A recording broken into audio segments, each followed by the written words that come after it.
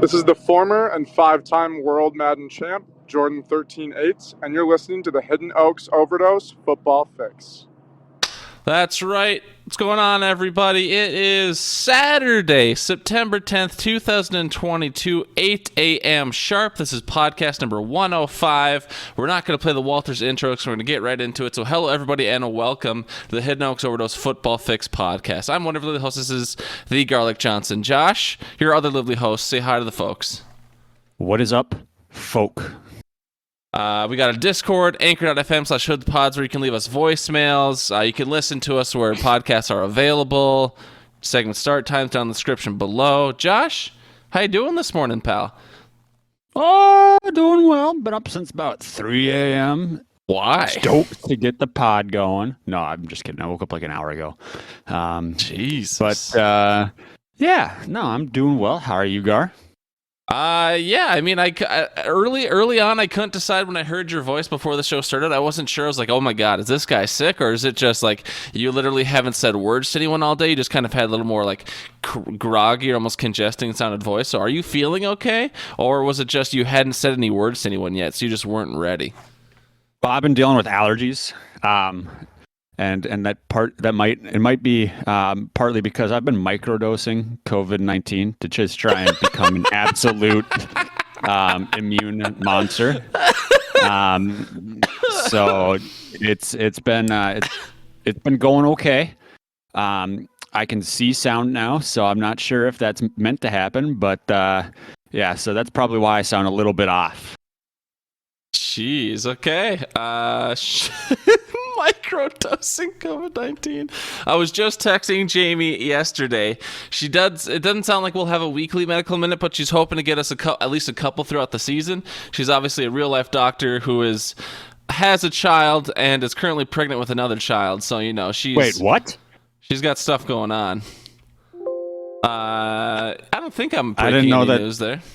I guess I hadn't heard anything. I don't go on social media though, so. I don't know. Yeah, if I just broke news, I'm sorry. I don't think I did. I'm pretty sure that's been news for a while. God, I hope so. Well, congrats on having a seed in the garden of life. All right. Well, you're doing good. Microdosing COVID-19. Maybe Jamie will cover that. That's the whole point I brought it up. I'm doing all right. Josh, do we just want to get right into some fantasy football talk here? Yeah, we lost Eric's already, so there goes our fan base. But we barely knew ye. Yeah. R.I.P. in peace. But yeah, so this is going to be the first episode of season 15 of the Hidden Oaks Overdose Football Fix. And I say season 15 because I actually don't remember what season we're on. But episode 5. 105. Okay, perfect. So gonna start something new. Quick hitters right off the bat. Something new. Yeah. But so these were found on Reddit. So I don't know if you know that Reddit does like a weekly kind of a best pick type deal. And so you could go in and pick, and they're all who should I starts. And so I just picked and choose a couple of them. Figured we'd do it together as a team, kind of extended a little bit longer, so it's not necessarily a quick hitter. But for quarterbacks, they had, would you rather have Russell Wilson at Seattle or Kyler Murray versus Kansas City at home? Yeah, I mean, see, this exact like scenario is what I always struggle with, because Wilson against Seattle, that looks like the slam dunk. That looks like the slam dunk pick, right? Like he's capable of scoring 50 points if he wants to, but it's also, is he going to score 50 points? Are they going to go up 30 and then bench their starters? Like, or are they just going to run the rock all day? I always struggle with those like really lopsided matchups. I can never decide if I should start those players or not. Whereas Kyler, he looks like Arizona versus KC.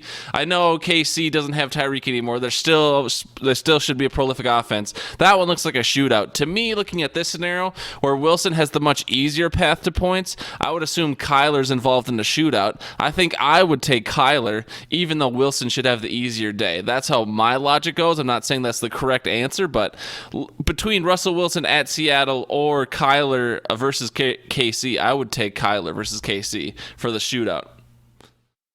Yeah, no, I mean valid points. I think because I picked the ones that I was having kind of like a hard time going with like a gut reaction. Like I would be like, oh, geez. But I had the same thought process as you. But I was leaning Wilson just because it is that revenge game against his former team. He's going to want to go out there and show out. And I think that Denver would allow him to do that, even though they would probably be a run heavy to start. But with the shootout versus Kyler, that is another thing. Plus, he's got the ability to run. And so I do think that you really can't go wrong with either of these players. I don't think you'd have both of them on your roster, but maybe if you're doing a daily fantasy deal, that's one thing to look at. But I would say, yeah, just for the shootout value, it might be Kyler. I don't think Kansas City is going to pull away as much just because they don't have Tyreek anymore. So, but Kyler doesn't have his favorite weapon in DeAndre Hopkins. So, but I would say between the two, Kyler has the possibility of getting more points just because of that shootout aspect. So I see you have another column on the table here, pod picks. Does that mean you and I are coming to a consensus? Yeah, like I said before I started, that would be the idea. Well, see, Josh, do you think I listen to you when you talk? Well, that's probably why half of our listeners wonder if there's a second host, because they don't know that I talk. I mean, never mind. I won't even go to it. But okay, so we're both saying Kyler then. Yep. Is that all right? All right, so there we go for the QB between Russell Wilson and Kyler Murray. We're telling you, folks, if you happen to have that conundrum, you probably don't on your team because you're drafted in the same area. But if you're leaning between Kyler or Wilson, the Hidden Oaks Overdose Football Fix podcast officially endorses Kyler Murray, quarterback, Arizona. Moving on to running backs, Josh, you have listed here Kareem Hunt at Carolina or Cordarrelle Patterson versus Nolans. And we got Eric's back. Hell yeah, baby. We did it. We did it. Let's take a moment to celebrate. He got my letter. Yes. All right. But anyway, so we're looking at start-sit running backs, Kareem Hunt at Carolina or Cordarrelle Patterson at home versus Nolans. Josh, I talked in length last time. To start, let's hear what you're thinking. Hunt versus Patterson, start versus sit. Yeah, so this is one that's probably a little bit more realistic that you could have both of them on your team. One's the second RB on the team in Hunt, and then Patterson is technically the starter. And so I did have a hard time thinking which one would I rather have. I think that personally I'm a big fan of Kareem Hunt. Everybody knows that, but Patterson had an amazing year last year, and they're going against some tough defenses. So I do think that's gonna that might have an impact on some of them. But I do think that Kareem Hunt is going to have a little bit more opportunity in the pass game. Not that Patterson won't, because he used to be a wide receiver, but Kareem Hunt has been a top 10 running back when healthy, even as the second running back on that team. So I would lean Hunt in this situation. And so, Gar, how do you feel? I mean, so I was not trying to get you to stall because I didn't say anything out loud at all, but I'm trying to pull up Kareem Hunt's game log from last year just because I know how high you are on Hunt, and I know the entire fantasy community just really seemed to fade Cordarrelle Patterson this year he did fade himself at the end of last year, but I mean, if you're looking at Kareem Hunt's output for 2021, he starts I guess I don't know if I'm looking at PPR standard. I guess it doesn't really matter. But assuming it's PPR, 18 points, 8 points, 30 points, 20 points, 30 points, 13 points. And then he was hurt the rest of the season, it looks like. So, yep.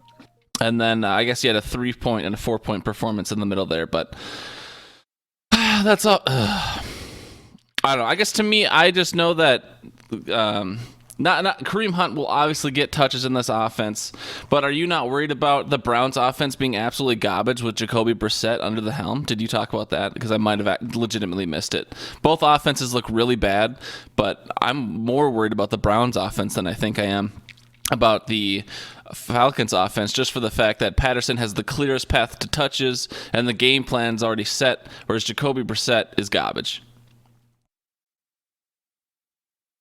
Yeah, I mean, I did not mention that, but I do agree that both offenses are going to be kind of a struggle bus. But if they do struggle, excuse me. Yeah, I mean, both quarterbacks kind of question marks coming off. I mean, both of them were backups last year. Now they're starting for their team. I just think I personally think that New Orleans defense is a little bit stronger than Carolina's against everything.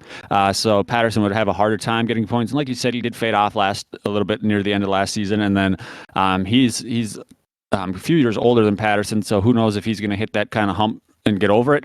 But like I said, these are supposed to be tougher decisions. So I mean, I think that I'll ride with you on Hunt just because I don't know that you'd ever come over to Patterson. But I guess for me, I might start Patterson in my own personal league. But if we want to do a podcast official, I can totally see what you're saying with Hunt. So I'll happily concede there for that one.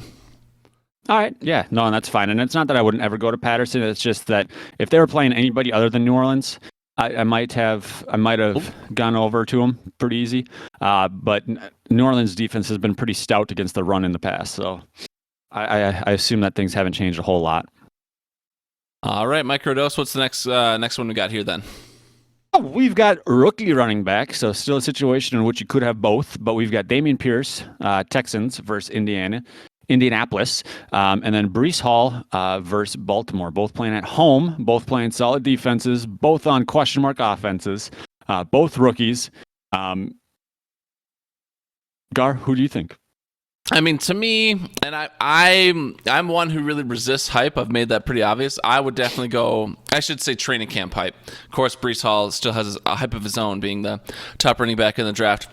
With that said, I would definitely go Breece Hall over Dameon Pierce, just because I think Breece Hall is the much more talented back. I mean, he was drafted, was it the first round or early second round, wherever he was drafted? I think it was the first round. He was drafted there for a reason, versus Dameon Pierce was the fourth round. And so of course Dameon Pierce beat up Marlon Mack, but Marlon Mack was put to the practice squad and then cut from the practice squad. So I don't know that that's necessarily the biggest endorsement for Dameon Pierce, considering his competition was Marlon Mack off an Achilles and Rex Burkhead. So I would go Breece Hall. I think Breece Hall has the much safer floor and the much higher ceiling. So Breece Hall over Dameon Pierce to me is a slam dunk. I won't struggle with this, but I know you love Dameon Pierce, so I'm interested in what you think. Yeah, I mean, both of them seem to have the potential. Does it change your opinion at all on Breece Hall, knowing that Michael Carter is listed as a starter for Sunday? Who cares? Okay. I guess, yeah, with Cam Akers being listed as a starter, that doesn't necessarily mean anything. But I don't have any issue going with that because I know Indiana's front seven is pretty tough. And like you said, Breece is going to get his. I think that Joe Flacco as quarterback, Dougie Davis-Mills is not, he's not a scrub as he showed last year. But I think that the Jets' offense is going to be okay. The Texans is still going to be a question mark. I mean, and by okay, I mean not bottom three. So what a bar. I would be fine conceding to Breece on this one just because he has that capital. They're going to want to get him the ball just to see what he's all about in the regular season. Dameon Pierce, yeah, he didn't have that competition, but he showed that he can do it. And I believe in college he wasn't utilized to the best of his abilities based on what I'd seen on Reddit and other things. So the Texans offense has done a better job of exposing that. So you're going Pierce? Oh, sorry. No, you're absolutely wrong. Breece for sure. I was just listening to you talk. But no. The last point I wanted to make was Olabisi Johnson was listed as the start over Justin Jefferson for 2 weeks. So maybe Breece Hall starts slow, but Breece Hall is the obvious slam dunk. He technically was. All right. But that doesn't mean that he's the better player. So, well, maybe this week. Right. Anyways, I'm saying Breece Hall, and I know everyone, it's well documented your love for Dameon Pierce, but all right. Next, we're talking stud wide receivers. Of course, no one's really going to have the start sit. Maybe this is more for a daily fantasy consideration.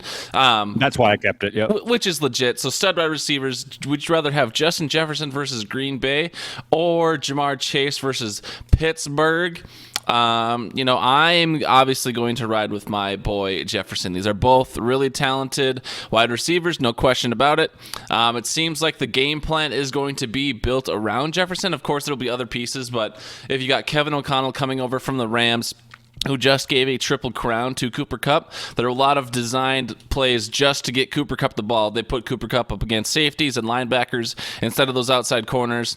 So assuming Kevin O'Connell comes over here and is scripting the game plan around Jefferson a lot, it would seem foolish to not take Jefferson, especially in a PPR format.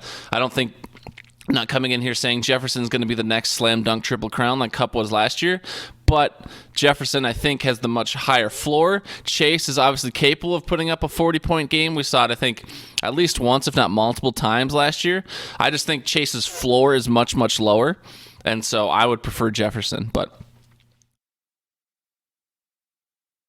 Sorry, I was doing exactly what you did when I was talking about a team once, and I was trying to find stats on players. Yep. Um, Stats are important, man. yeah. I apparently can't read either, so I'm just gonna ask you to keep on talking for a little bit. Sure, I can keep. I mean, whose stats are you trying to look up? We can work together here. We are co-hosts, of course. Oh, I'm an idiot. So I'm looking at Jamar Chase's games against Pittsburgh last year. He had one that was about 21 and one that was 6. That's what I'm saying. The floor is just. Yeah, and then I'm going to try and pull up Jefferson's now real quick. Sure. I mean, yeah, more points about Jamar Chase. I guess he only has the 2, maybe 3 sub 10-point game. Well, no, 4 sub 10-point games. And he has a 14-point game in here. A 10-point game. So, I mean, it's just like Jamar Jefferson is really, really good. He had 60 points this one week in whatever league this is. I don't even know what this scoring. This might be in Brad's Guillotine League, so that might have some bonuses built in there. But yeah, I mean, Jamar Chase, his ceiling is crazy high. His floor is just so much lower. And so I know you're pulling up the stats for Jefferson. Jamar Chase has the potential to beat the world. But what do you got for Jefferson there, Josh? Yeah, so Jefferson had a game of 35 against Green Bay and then a game of 8.8 against Green Bay. So both of them had a solid game, and then both of them had a kind of a, not a stinker, was the but a bad... 8.8 game the second game when Sean Mannion was QB? That might be the case. I mean, he had 11 targets, still 6 catches, so yeah, probably. But then I'm also thinking, like, Jair Alexander didn't play last year. He'd be on Jefferson. Who? And then... Yeah, exactly. Who? They're calling him literally Jair Alexander because that's his name. But then Eric Stokes is in the system again. I think that Green Bay has the top corners in the NFL right now. And so it'd be, I do think that kind of plays into it. But like you said, Jefferson is going to be in that kind of the focal point of that offense. So I'm fine with going Jefferson in this one. I do think that Chase is a solid player, but I do think that Jefferson is going to be heavily focused to start. All right, because even I mean, I guess, is the Green Bay the type of defense where corners always follow receivers, or are they going to be more sticking to the scheme or sticking to zone? Like, if Jefferson went inside, like if Jefferson was in the slot, or if Jefferson was lined up right next to the line, or like in a bunch, would the corner be on him, or would it be pretty easy for us to get, technically a linebacker or a safety covering Jefferson instead? Because that's the big thing, right? So I mean, if you're going to have one of those shutdown corners, if he goes inside, he's going to have All-Pro Rasul Douglas covering him. So it's one of those things. Who? Like, yeah, the corners are solid. Plus the rookie linebacker that they drafted is really, really fast and really good in coverage. So obviously Jefferson's really, really, really good as well. So it'll be an interesting kind of trial by fire for that rookie. But yeah, I mean, it'll be interesting. I'm kind of nervous this season with all the hype the Green Bay defense is getting. I'm getting ready for the 2013 to 2019 Green Bay defense to come back, where they were literally 33rd in the league. All right, what's our last start sit here, Josh? Our last start sit, kind of a flex option where we got Dallas Goedert, tight end for Philadelphia, plays for Philadelphia, and he's at Detroit. Melvin Gordon, who is a Denver running back at Seattle, and then Chris Godwin, Tampa Bay wide receiver at Dallas. So all of them playing away, all of them playing different positions, more of a flex option. Obviously, got to realize that tight ends don't score as much, but we're looking at a backup running back and then a wide receiver who is potentially not playing, I guess. So I didn't really necessarily think about that, but we could do Godwin or Gage or whoever else is in there too. So sure. Would you rather have the Tampa Bay, not Mike Evans, or Gordon Goddard? So, I mean, I've talked about this kind of a lot this year. Just did a lot of reading about fantasy over the offseason. To have a really good tight end season, you need to be a top 2 target on your team. So that doesn't mean that those tight ends can't have really good games here and there. But Goddard is not a top 2 target on his team with Devonta Smith and A.J. Brown. There's just no way. And so generally that doesn't, again, Goddard could put up 20 points any given week, but you just never know when that's going to happen. So I probably would not be starting Goddard based on his pecking order in that Philly offense. Melvin Gordon, Of course, he's on a timeshare with Javonte Williams. Nathaniel Hackett came out just yesterday and said he's going to play the hot hand. So who knows if Denver goes up 21-30 early? Are they going to be resting the old guys, or would they rather be protecting Javonte, who's the up and comer? I don't know. Maybe they rest both of them and just give Michael Boone the ball a lot. Shout out former Vikings back. So I think Gordon has the safest floor, even though he could end up not being the hot hand, one fumble, and then he could be on the bench for a while. Whereas if it's Godwin or Russell Gage, that one's tough. I mean, that one should be a shootout. I mean, so it seems like there's plenty of potential for the wide receiver 2 for Tampa. So I'm definitely, Goddard's out of it for me. Leaning between Gordon and Tampa Bay wide receiver 2. I'd probably take Tampa Bay wide receiver 2 just based on the upside. I love Melvin Gordon, but if it's in my flex position, instead of my desperate RB2 position, I think I'm taking the wide receiver 2 for Tampa Bay, regardless of who it is. Yeah, so I mean, if we're looking at Gordon, Godwin, and we're sticking with Godwin, I would go Gordon just because of that injury risk. And so technically, we are doing a who should I start with these players, knowing their injury status.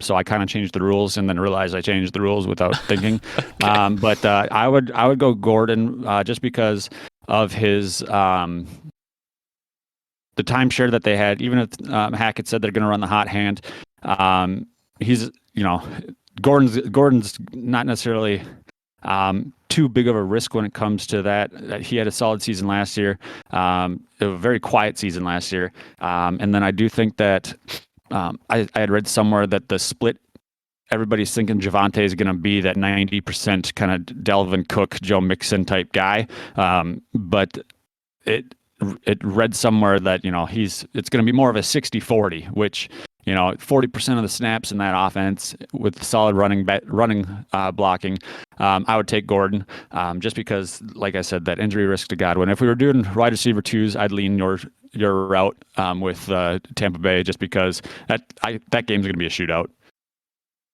Right. Okay. Yeah. If you're keeping me strictly to Goddard, Gordon, or Godwin, all the G's, I'm obviously taking Gordon over Godwin just because I don't think Godwin's going to play, or if he does, it'll probably be a limited snap count.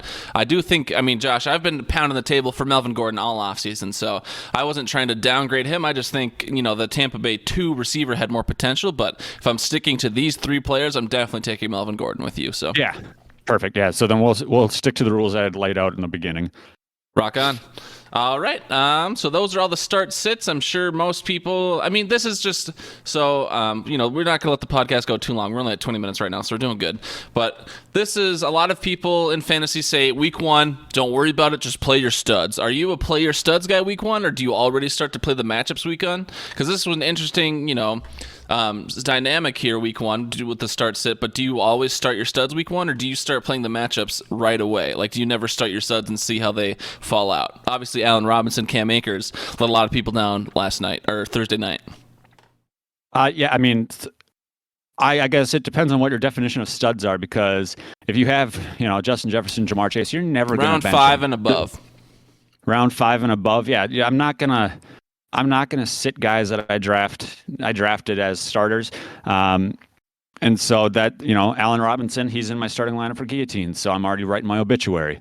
And so it's one of those things like, yeah, start your studs. Doesn't matter what the matchups are. Game plan, situations, all those things factor into it and make things change as the game goes on. We saw that on Thursday. But yeah, I'm not going to sit somebody that I drafted that high week 1. Later on, if there's injuries, things like that, I might take opportunity, but it would be a very tough decision for me. Rock on. Yeah, I didn't really have an opinion on the deal, but I was curious what you thought. Moving on to just some quick FanDuel favorites, Josh. We're still doing the FanDuel podcast play along. Obviously, poor Eric's, who's listening right now, live can't play, but we've already got 10 people in the contest. Need some more people to play. I guess we don't need more people to play. We can play with just 10 for sure. But if you're listening to this podcast live and you played the podcast play along last year, so people like, Nikita just got in there. Hammer, Jesse T.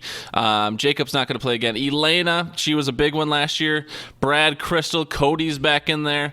Carmel Bear's alt account. So I'll start sending out some texts here, I think, last minute to see if people want to play. We don't need people to play. We're not begging at this point, but If you'd like to Yeah, do the pod. I would.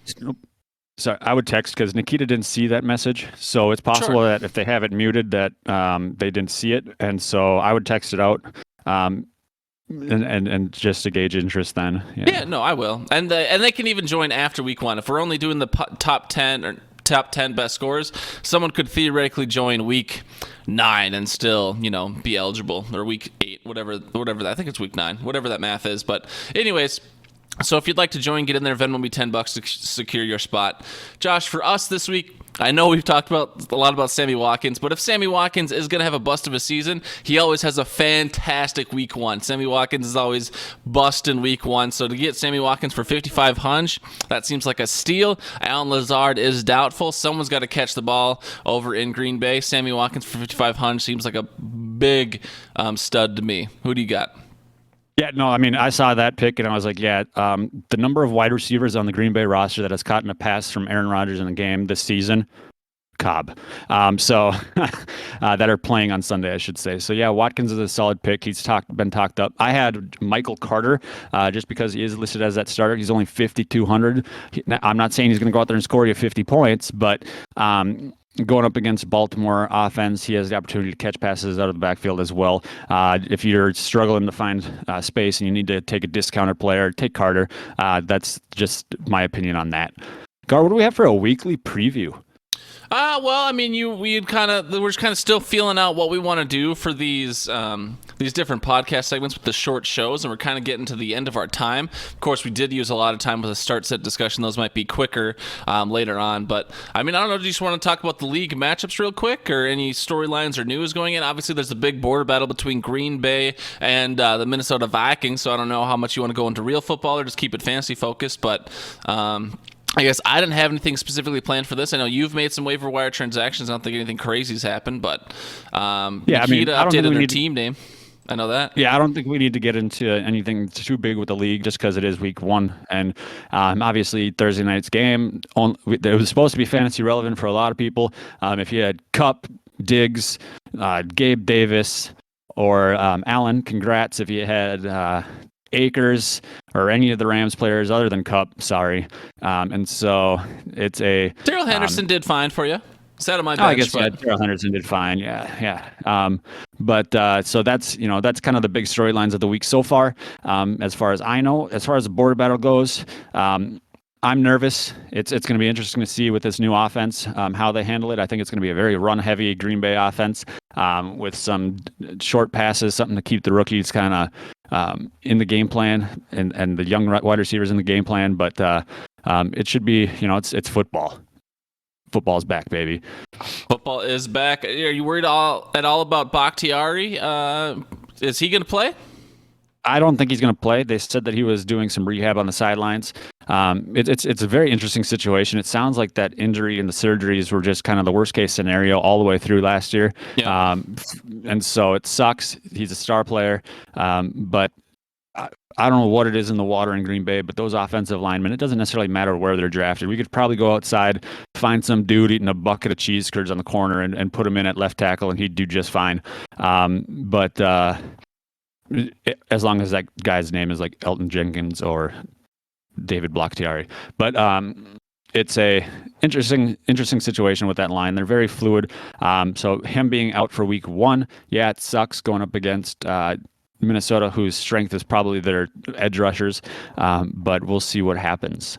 All right, I do want to shout out Eric's in the chat. I don't think we ever mentioned it at the beginning of the show, but he said calling it right now in the 2022 NFL season opener thread works. I did use a new thread feature in Discord to see what it was like. I guess we could use that for the whole weekend. I just planned for the Thursday night. Anyways, Eric's puts in the chat, Steelers, Bengals. Steelers are going to win 372-3, calling it now. So that's what we want to see for this preview show. We want to hear some hot takes. We want to hear some bets. Obviously, Eric's is 100% sincere and serious when he talks about the Steelers absolutely clobbering the Bengals. Sorry about it, Mecca. Sorry about it. But yeah, so that's what we kind of want to see going forward for this Saturday morning show. Of course, we don't expect a lot of people to listen live Saturday morning because they'll probably be hungover. Eric's a little bit different; he's 8 hours in the future.